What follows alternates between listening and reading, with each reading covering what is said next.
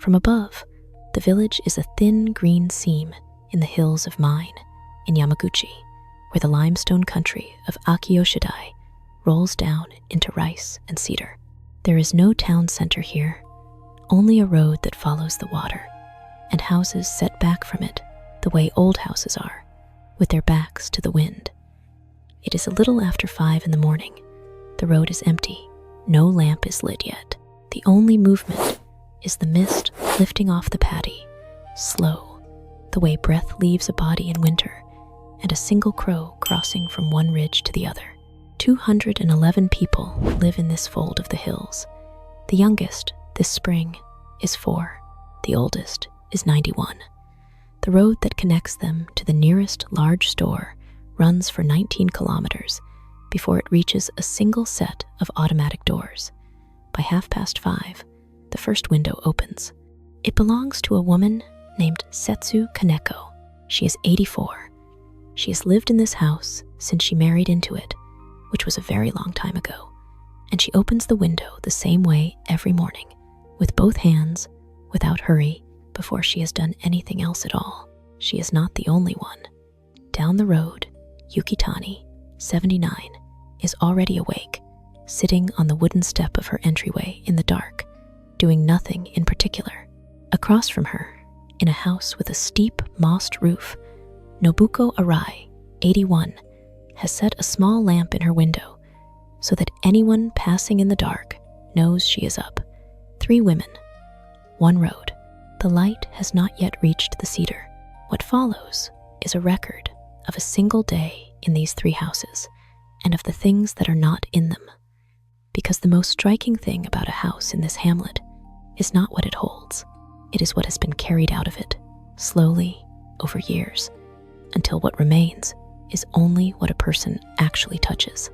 There is a phrase for that here, Mawari, the things within arm's reach. The day, watched from the Genkan to the bedroom, is a quiet lesson in what arm's reach should be allowed to hold. The first thing missing is at the door. In Setsu Kaneko's Genkan, her entryway, there is 1 pair of shoes on the stone step. 1, not a row, not a heap, not the 11 pairs that accumulate in most houses against a wall. The shoes she is not wearing today live behind a wooden cabinet door, out of sight. The bare step is the first thing a visitor sees, and it is bare on purpose. A pile of footwear at the door, in the old understanding here, is read as a household that has stopped paying attention, so the floor of the entrance is kept clear, and the effect, walking in, is that the house exhales before you have taken off your coat. The second thing missing from that same entryway is the small mountain of bags. There is no plastic sack of things to deal with later by the door. No paper carrier holding what someone meant to return to a neighbor. No tote of items destined for somewhere they never quite reach. The corner where, in another house, the unfinished errands would gather is simply empty, swept, with a single folded cloth on a low shelf. The errands are not avoided. They are done, or they are put fully away. The corner is not allowed to become a place where intention goes to wait. There is something worth noticing in that. Watched from across the room, a bag of things to deal with later is not really about the things. It is a pile of small, unmade decisions, set by the one door you cannot avoid, so that every coming and going carries a faint reminder of what has not been finished. Setsu cleared that corner, not because the bags were ugly, but because she was tired of being greeted 11 times a day by her own delay. The third absence at the door is the one most people never notice until it is gone. There is no umbrella stand bristling with 8 umbrellas, 6 of them broken. There is 1 umbrella hung on a peg and a cane that belonged to her husband, kept on purpose. The bin of dead umbrellas that lives in almost every entrance, the snapped ribs, the ones that no longer open, was carried out years ago. Setsu does not remember exactly when. She only remembers that the door felt wider afterward, though nothing about the door had changed. This is the quiet logic of the Genkan in an old house. It is the one threshold every visitor crosses and every resident crosses a dozen times a day. And so it is the place where a small amount of clear floor pays the highest return. A door you have to step around is a door you brace against. A door you walk straight through is a door that lets you arrive. By 6:45, the smoke is rising from one chimney, then a second. The day has started in the kitchens, which is not where this record goes. The kitchens belong to another telling. This one stays in the rooms where a person sits and sleeps and washes the rooms that fill, in most lives, with the things no one decided to keep and no one decided to throw away. In Yuki Tani's main room, the low room with the worn tatami and the single cushion by the window, there is a great deal of floor. This is the fourth thing, and it is a thing by being an absence. The floor itself kept clear. There is no second chair that no one sits in. There is no folding table leaned against the wall, waiting for guests who come 3 times a year. What guests need, when they come, is brought out and then carried back. The rest of the time, the floor is a floor, and the light from the window lands on it without interruption and crosses it slowly through the morning. Where the floor is clear, an old body moves without thinking. Where the floor is full, an old body learns, quietly, to be afraid of its own house. The fifth thing gone from Yuki's room is the stack. Every house grows a stack. The magazines, the catalogs, the pamphlet from the clinic, the program from a concert 2 summers ago. It rises on a side table or on the floor beside a chair, an inch a month, and it is never read again, and it is never thrown away, because each piece of it, on its own, seems too small to bother with. In Yuki's room, there is no stack. The surface beside her cushion holds a teacup, a pair of reading glasses, and nothing else. The paper that comes into the house leaves it again within the day. None of it is allowed to lie down and stay. The sixth absence is on the walls. There is one scroll, plain, and beside it, one photograph of her parents, taken in a studio in the year before the war reached the coast. That is all. The walls are not crowded with framed things. The certificates and the souvenir plates and the calendar from the bank with the wrong month showing. There is space around the one photograph, and because there is space around it, the eye goes to it and rests. A wall with 40 things on it is a wall the eye slides off. A wall with one thing on it is a wall that holds you for a moment every time you pass. Yuki did not take the others down all at once. She took them down the way the season turns, a little at a time, until the year she realized she had stopped noticing any of them, and then she understood that a thing you have stopped seeing has stopped being a memory and become only a surface to dust. The photograph she kept is the one she still talks to. The rest were folded into a drawer, and the wall was given back to the light. For those who want to bring this rhythm into their own week, not as imitation, but as a kind of adaptation, there are 2 small books that gather it. What is happening in these houses, across a morning and an evening, has been written down, the morning side of it and the evening side of it, as 2 short companions, 1 page at a time. The link sits in the description below this video, and if you are watching this on a television, there is a small code in the corner of the screen. Your phone camera opens it on its own, without you typing a thing. They are not a program. They are closer to a hand on the shoulder. Now, back to the road, and to the hour when the light finally comes over the cedar. By 8, the village is fully awake, and not one of the 3 women has looked at a clock. The light has reached the rooms now, and in the light, the houses are even emptier than they seemed in the dark, which is the opposite of what one expects. Brightness usually reveals clutter. Here, it reveals the lack of it. In Nobuko Arai's house, the one with the lamp still burning faintly in the window, the rooms are arranged around a single idea, which she would not call an idea. She would call it Karui Kurashi, a light life, and she means it almost literally a life with less weight in it, fewer things to lift, dust, step over, and apologize for. The 7th thing absent from her house is the furniture nobody uses. The heavy chest that held bedding for guests who no longer come. The 2nd low table. The chair her husband bought because it was advertised as good for the back, and which hurt his back, and which sat in the corner for 9 years collecting the weight of other objects on its seat. It is gone. The space it held is now where the morning sun falls, and she sits there. The 8th thing gone from Nobuko's house is the cords. Behind the television, in most homes, there is a nest, the tangle of cables, the chargers for devices that broke years ago, the cord to a machine no one can name. She does not have it. There is the one cord the television needs, run flat along the base of the wall, and nothing else.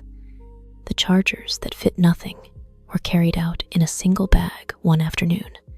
It is a small thing, but a nest of dead cords behind a screen is a small daily reminder that the house is more complicated than the life inside it, and she did not want that reminder anymore. The 9th absence is the duplicates. 2 of everything has a way of becoming 3 of everything in a long life. The spare scissors, the 3rd flashlight, the 4 clocks, none of them telling the same time. In Nobuko's house, there is 1 pair of scissors, kept in 1 drawer, and everyone who has ever lived here knows where it is. There is 1 clock. When she needs the scissors, she does not search. The search, the daily, low, grinding search for the thing that should be here and isn't, is the tax. A crowded house charges, and she stopped paying it. The duplicates do not arrive as a decision. No one wakes up and chooses to own 3 flashlights. They arrive because the second was bought when the first could not be found, and the first surfaced a week later, and now there are 2, and the cycle has the patience to repeat itself for 30 years. Nobuko broke it the only way it can be broken, which is to keep the good one, give the others away while they still work, and trust herself to know where the one is. That trust, she would say, is most of what a light life is, not owning little, knowing where the few things are. The smoke has thinned over the chimneys now. The morning settles, and here, in the still part of the day, is the one place a researcher's voice enters this record, briefly, as another observer, and not as the authority.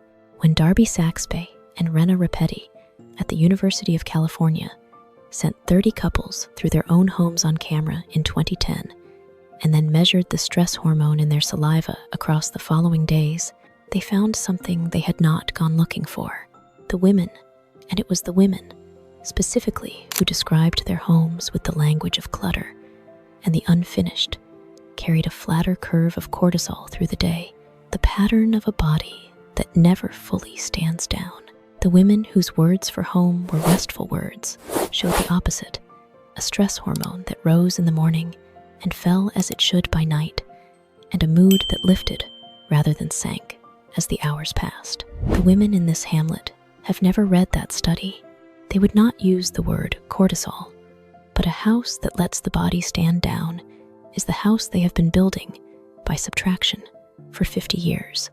That is the only number in this record. The rest is the rooms. The 10th thing missing waits in the bedroom, and it is the thing under the bed. In most houses, the space beneath where a person sleeps is a second attic. The boxes, the suitcase, inside the suitcase. The off-season things stored so well that they have not been seen since they were stored. The bag of who knows what, pushed all the way to the wall, where no hand reaches. Under Setsu Kaneko's futon, when it is folded away by day, there is floor, swept floor, and nothing else. Nothing is kept beneath the place she sleeps. What a body rests above, she believes without ever having said it aloud, should be light. A person should not sleep on top of a decade of postponed decisions. There is no proof in this, nothing a study would confirm, and she would not claim there is. It is only that she sleeps well, in a room with air moving under the bedding instead of cardboard, and she has decided that the 2 things are not unrelated. The 11th absence is the surfaces in that room. The top of the low chest where she keeps her folded things holds one object, a small dish for the 2 pins she uses in her hair, not a landscape of bottles, papers, a dish of foreign coins, 3 half-used tubes of something, a watch that stopped, 1 dish, The discipline is not that she cleans the surface often. It is that almost nothing is allowed onto it in the first place. A clear surface stays clear, with no effort. A surface with 5 things on it gathers a 6th by Tuesday. The work is at the beginning, in what you let land, not at the end, in what you clear away. The 12th thing gone is the broken object kept for the day it will be mended. The lamp with the cracked base, the radio that hums but does not play, the clock that needs a part. No shop within 100 kilometers still carries. There is a particular sorrow to a house full of things waiting to be fixed, because each one is a small, open promise, and the promises accumulate into a low and constant guilt. Setsu made a different decision, slowly, over years.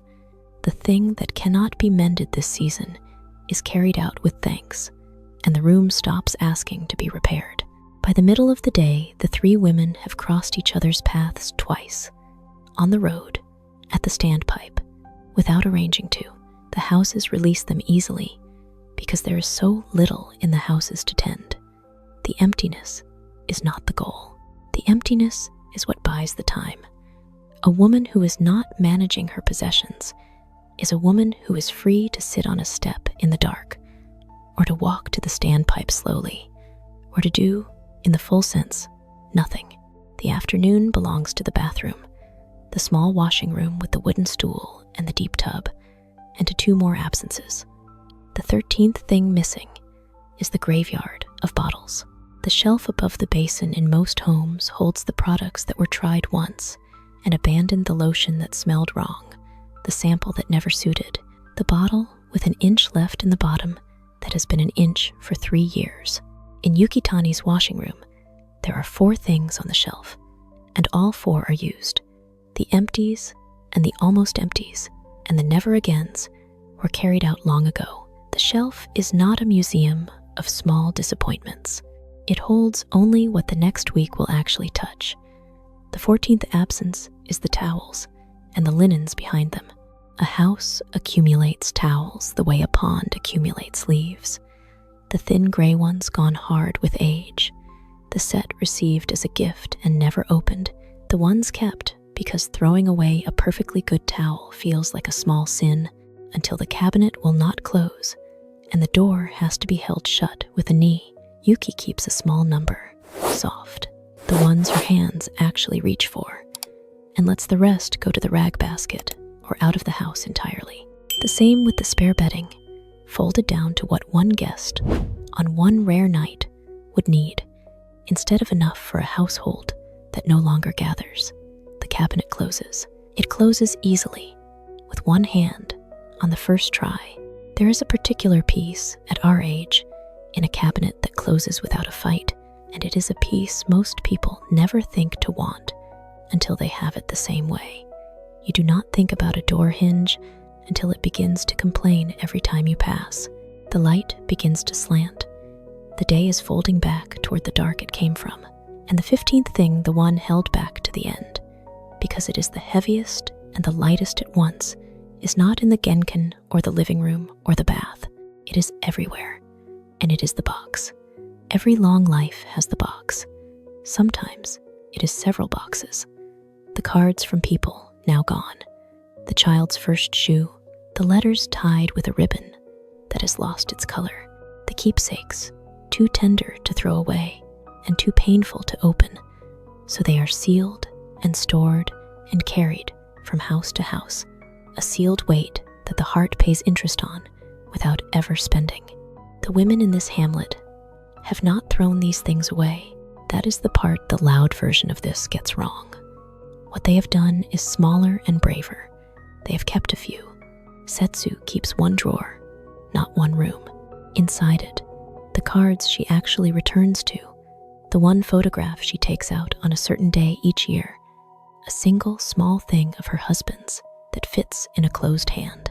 The rest she went through, slowly, with tea, over more than one afternoon, and let most of it go, not because it did not matter, but because a memory you carry in one held object is closer than a memory buried in a box of 40. She did not subtract the love. she subtracted everything that was burying it. That is the 15th thing, and it is why it was kept for last. The first 14 make a house lighter. The 15th makes a heart lighter, which is a different and harder kind of clear. What of all this can a person in a small town, far from these hills, actually keep? Not the village, not the road, or the standpipe, or the neighbor with the lamp in her window. Those hold the rest of it up, and they cannot be carried home in a video. But the genkan with one pair of shoes on the step is not a village. It is a choice anyone can make tonight, at any door. The surface that holds one dish instead of 5 is not a tradition, it is a Tuesday. The drawer kept instead of the room of boxes is something a body remembers how to do, even 60 years into a life, even tonight, with tea, slowly, and no one watching. So, before the light is gone, here is the day again, as a thing to hold. The door, with its one pair of shoes, its missing pile of bags, its single umbrella where the dead ones used to lean. The main room, with its clear floor, its vanished stack of paper, its one photograph on a wall that has room to breathe. The lighter rooms beyond the heavy, unused furniture gone, the nest of dead cords gone, the duplicates down to one of each. The bedroom, with nothing kept beneath the sleeping body, a single dish on the surface, no broken thing waiting to be mended. The washing room, with its 4 used bottles, and its cabinet that closes, and the box, gone down to a drawer the love kept, the weight set down. If it would help to hold the day a little longer, this is the moment to take a picture of the screen, so the 15 are with you when you stand at your own door tonight. Not to do them all, to do one. The lamp is still burning in Nobuko Arai's window, though the room behind it now needs no light. The sun has come fully over the cedar. Down the road, Setsu has opened the last of her windows, and a cat returns from the garden along the top of the low stone wall, the way it does at this hour every day. If a quiet channel like this one is something you would like to come back to, you are welcome to stay with us. Subscribe to The Slow Way, and let the rooms be a little lighter than they were this morning. The window opens. The cat steps down into the empty room.